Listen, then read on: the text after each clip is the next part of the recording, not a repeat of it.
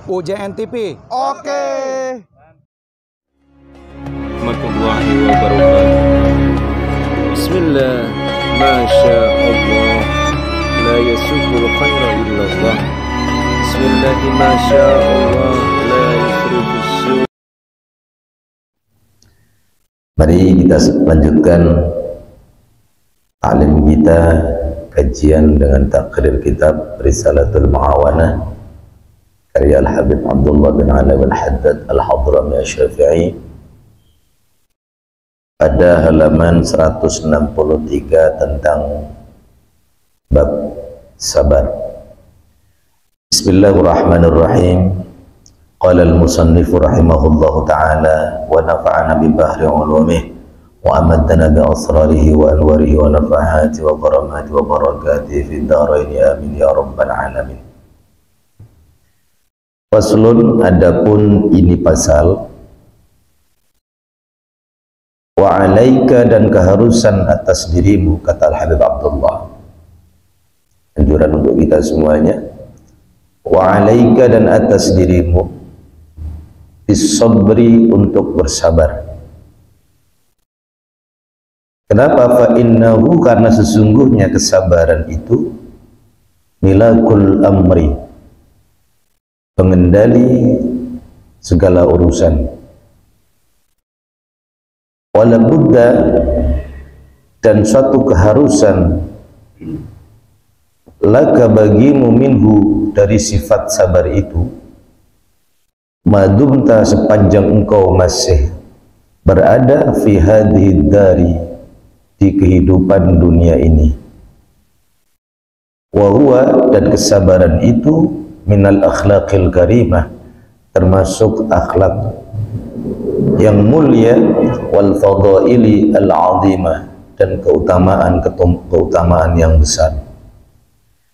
Jadi pesan dari Habib Abdullah meneruskan apa yang diajarkan Rasulullah SAW, bahwa kita dianjurkan sepanjang kita masih hidup di dunia ini untuk memegang satu prinsip akhlak atau sifat, namanya sabar. Dan ternyata kesabaran itu merupakan salah satu kunci yang akan menentukan segala urusan kita. Maka di dalam beberapa riwayat atau makalah bahkan dikatakan as-sabru yu'inu 'ala kulli amal. Kesabaran itu akan membantu menyelesaikan segala perbuatan atau perilaku manusia. Ini.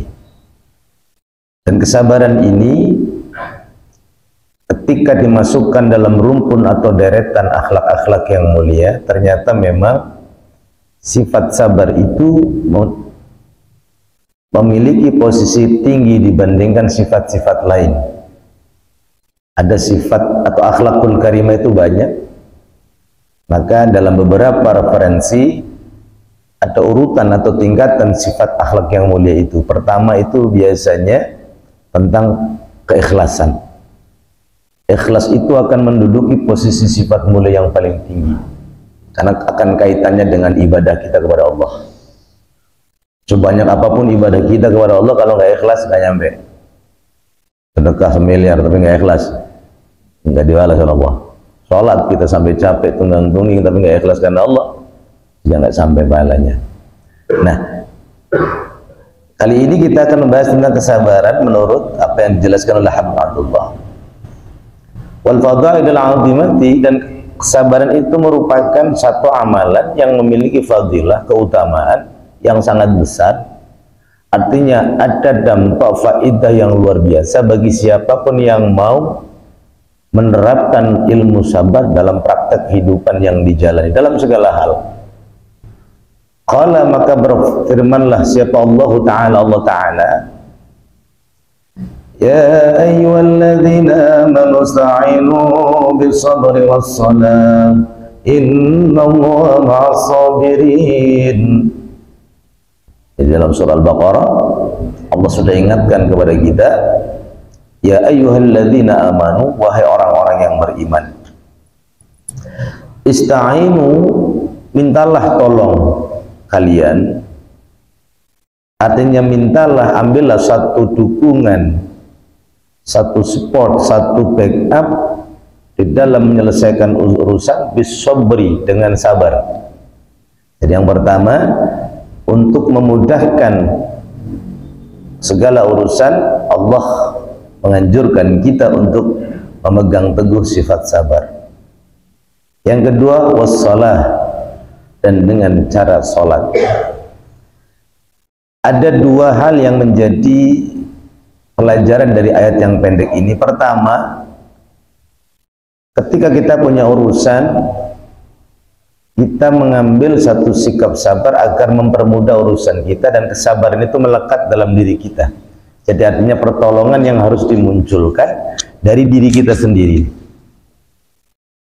Yang kedua, pertolongan yang kemudian kita lakukan dengan cara mengharap pertolongan Allah. Nah, caranya adalah dengan sholat. Kenapa dengan sholat? Karena sholat adalah simbol kedekatan manusia dengan Allah. Maka dengan kesimpulan dari ayat ini, siapapun yang ingin ditolong dengan Allah, jangan pernah lupakan apalagi tinggalkan sholat. Karena kata Allah, ista'inu, kalau kalian ingin dibantu, satu sabar, yang kedua rajin sholat. Nah, ini sebuah teguran atau apa namanya, mau'idhah, peringatan buat manusia. Betapa ketika manusia dalam segala urusannya seringkali melupakan Allah atau Allah dinomorduakan. Misalnya, kita karena merasa punya ilmu, misalnya punya gelar sarjana dan seterusnya, akhirnya kita lakukan hal-hal pekerjaan kita dengan PD-nya kita, lantas saya ini kan sarjana, segampang lah urusannya. Saya akan punya ilmunya, sekian tahun ngaji dan belajar, urusannya gampang lah. Tapi lupa bahwa sepinter-pinternya manusia ada batasnya. Sekuat-kuatnya orang ada batas kelemahannya. Sehebat-hebatnya orang juga ada kekurangannya. Ketika kemudian mentok, baru ingat Allah. Ya Allah, ternyata ilmu saya agak bisa juga. Ya Allah, ternyata jabatan saya gini, mentok-mentok juga. Ya Allah, tolong saya ngapain? Teringat Allah ketika sudah mencapai batas ketidakmampuan dirinya. Artinya banyak orang yang kemudian ingat Allah itu ketika kepentok, ketika terbukti dirinya lemah. Padahal mengingat Allah itu sejak awal urusan yang dijalankan harus selalu ingat Allah. Lah, ada sebuah cara yang memang menjadi sebuah rutinitas yang menggambarkan kita selalu ingat dengan Allah adalah sholat. Makanya orang dengan rajinnya ia sholat, sedangkan setiap hari dia juga punya urusan, paling tidak segala urusan itu akan menjadi satu kemudahan baginya manakala orang rajin sholat, karena rutinitas dekat dengan Allah. Sesulit apapun masalah yang dihadapi, maka Allah pasti akan membantunya karena dekat dengan Allah. Kalau kita dekat sama RT aja ya, Ustaz Jamal, RT no tolong apa buat saya mampet, karena kita dekat, RT nolongin kita. Kalau coba kita nggak dekat RT, Pak RT tolong nukut lobe kalau ada butuh ke tempat gua, kemarin kemana, kan begitu ya. Orang yang selalu dekat dengan Allah, manakala urusannya ada yang sulit, Allah akan bantu. Makanya di akhir ayat ini Allah katakan, innallaha ma'as sabirin, sesungguhnya Allah akan membersamai orang-orang yang sabar. Ada kalimat al-ma'iyah, kebersamaan, penyertaan. Allah pasti akan menyertai orang yang selalu menyertai orang yang sabar. Nah, kesabaran ini akan diukur seberapa dekat dia dengan Allah. Artinya orang juga Allah akan membersamai orang yang rajin sholat dan teguh dalam kesabarannya. Makanya ini adalah satu ayat yang memberikan jaminan garansi dari Allah kepada siapapun bahwa orang yang rajin atau yang kuat kepribadiannya dengan menunjukkan sifat sabar dalam segala urusan dan rutin mengerjakan sholat, dijamin Allah pasti akan membersamainya, menyertainya, dalam arti akan memberikan pertolongan. Itu dari versi ayat. Dari versi hadis, Rasulullah SAW pernah menyampaikan kepada para sahabatnya, wa idza ista'anta fasta'in billah. Kalau kamu mau minta tolonglah sama Allah dalam segala urusan. Ini akan kaitannya dengan bagaimana Allah akan membersamai kita. Akan dilihat kita ini kalau ada urusan minta tolongnya sama siapa, sama Allah atau sama orang. Dulu pernah saya sampaikan, jadi hakikatnya minta tolong harus dengan Allah, harus kepada Allah. Jangan lupa, kalau itu nanti salah. Walaupun syariatnya nanti dengan cara melalui hamba Allah. Ada dua hal yang dibedakan. Kalau kita punya urusannya ukhrawi, urusannya babnya bab bukan duniawi, maka misalnya bab ibadah. Ibadah itu urusan kita dengan Allah. Ketika kita pengen, ya Allah, mohon tolong saya biar bisa gampang bangun malam. Minta tolong sama Allah. Pasti ditolong. Kalau minta tolong sama orang belum tentu ditolong. Bang, tolongin bangunin saya antar malam ya. Yang dimintain tolong nonton bola kebablasan. Iya. Kalau urusan ibadah sama Allah, minta tolonglah sama Allah. Nah, urusan duniawi hakikatnya minta tolong sama Allah, jangan lupakan, tapi syariatnya boleh minta tolong sama manusia. Kalau duniawi, Ustaz Jamal pengurus masjid mau bikin tiang panjang, masa minta tolong sama Allah, ya Allah tolong bikinin tiang panjang? Enggak, kita minta tolong sama tukang dan insinyur, bang tolong bikinin tiang panjang, besinya 12, posisinya 4 meter 4 meter. Tapi minta sama Allah biar dimudahkan, ini tukang garap, biar dimudahkan proyek masjid cepat kelar. Minta tolong tetap ke Allah. Syariat tiangnya ke manusia, pasti ditolong sama Allah. Entah tukang kerjaannya cepat, kerjaannya beres, kerjaannya rapi, ya Allah bantulah. Coba kalau nggak ditolong sama Allah, ketimbang 4 tiang 4 bulan, nggak sudah duitnya seret gitu ya. Karena kenapa?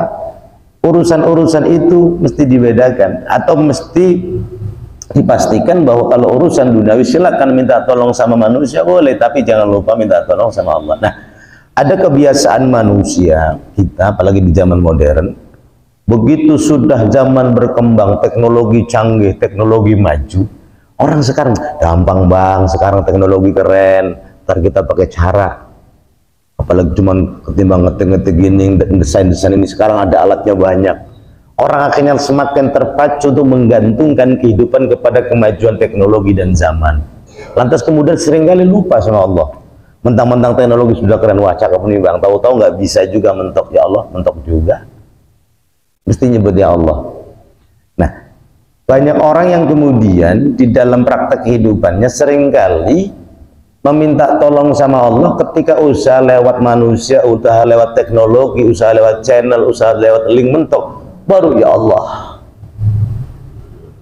Makanya kalau saya ngaji kepada murid-murid, saya tanya, Anda kalau bangun pagi, misalnya dalam 1 minggu ini Anda punya masalah, masalahnya contoh mau bayaran anak sekolah nggak punya duit, cicilan motor belum kebayar, utang ini juga belum lunas, lantas pusing, udah seminggu pusing bangun tidur, akhirnya karena kebiasaan bangun tidur, siapa yang bisa minta tolong ya bang, tolongin saya ngapa bang, bayaran sekolah belum ada duit bang, tolongin saya ngapa, cicilan motor masih nunggak.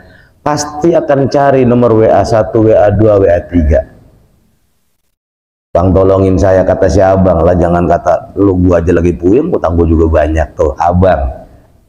Pokoknya po tolongin saya, po lah anak gua bererot, nolongin lu gimana caranya, nolong anak gua juga bayaran sekolah belum kubayar. 1, 2, 3, 4, 5 WA dia minta tolong, ataupun nggak ada yang nolongin. Akhirnya apa? Ya Allah, gua punya saudara gini amat ya, abang pelit, empok koret. Tuh Allah disebut-sebut ketika mentok minta tolong sana, minta tolong sini. Padahal yang rapi, yang api kalau ikut Rasulullah, ketika engkau minta tolong fasta'in billah, ke Allah dulu. Walaupun syariatnya Allah besok pagi baru kirim-kirim WA kemana. Ini, ya, ini kan kirim-kirim WA ke sono kemari, mentok baru ya Allah, itu kan. Allah jadi nomor 2. Padahal kalau yang keren kan sebetulnya ke Allah dulu, ngadu, ya Allah ini urusan saya sulit amat, tolong dah. Mohon bantuan ya Allah, lewat manusia mana yang kau kehendaki untuk datang mengulurkan tangannya membantu saya. Kan Allah dengarkan keluhan kita. Nanti di luar dugaan kita ada saja orang, kadang mungkin bukan dari